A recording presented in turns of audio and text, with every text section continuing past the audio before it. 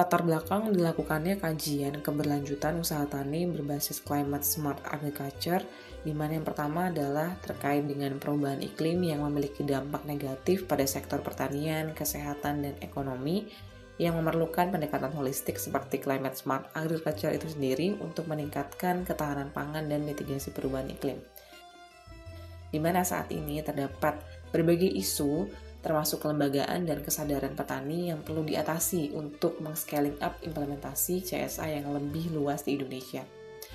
Tujuan dari penelitian ini yaitu yang pertama analisis faktor pendorong dan penghambat keberlanjutan climate smart agriculture, yang kedua analisis faktor yang mempengaruhi petani yang ikut serta dalam konsep pertanian CSA, yang ketiga adalah analisis kelayakan ekonomi penerapan CSA, dan yang terakhir adalah analisis alternatif kebijakan terpilih untuk keberlanjutan Climate Smart Agriculture atau CSA. Untuk kebaruannya, yang pertama adalah terkait untuk memetakan faktor pendorong dan menghambat implementasi serta menganalisis faktor penentu adaptasi dari dua kelompok petani. Dan selanjutnya adalah kajian ini juga menilai keberlanjutan program dari perspektif petani itu sendiri, untuk melihat kelayakan ekonomi usaha tani dengan CSA dengan analisis biaya manfaat yang diperluas. Lalu selanjutnya adalah terkait metode yang dilakukan pada pengambilan datanya, yaitu ada metode primer, di mana dikumpulkan melalui wawancara kepada total 80 petani yang menerapkan CSA dan non-CSA yang terpilih secara sengaja.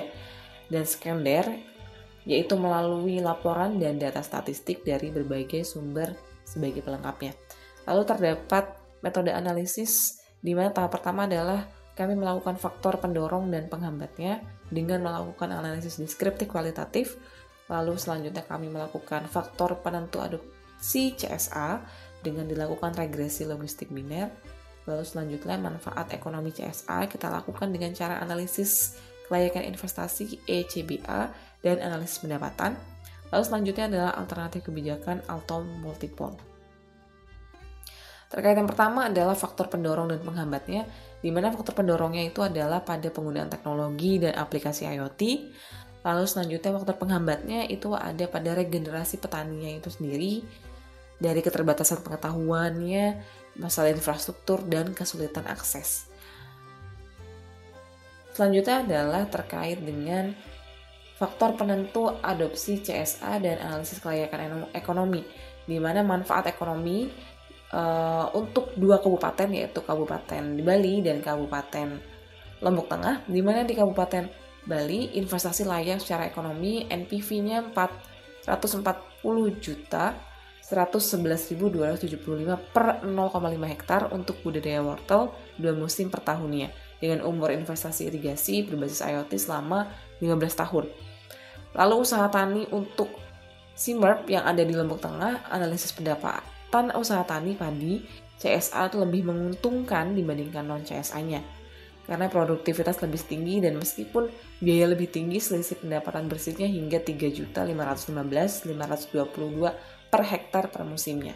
Lalu selanjutnya, terkait dengan strategi kebijakannya, ada 3 berdasarkan hasil analisis dari multipole. Skenario pertama, yaitu skenario tata kelola yang berbasis CSA atau IoT sepenuhnya dilakukan oleh pemerintah.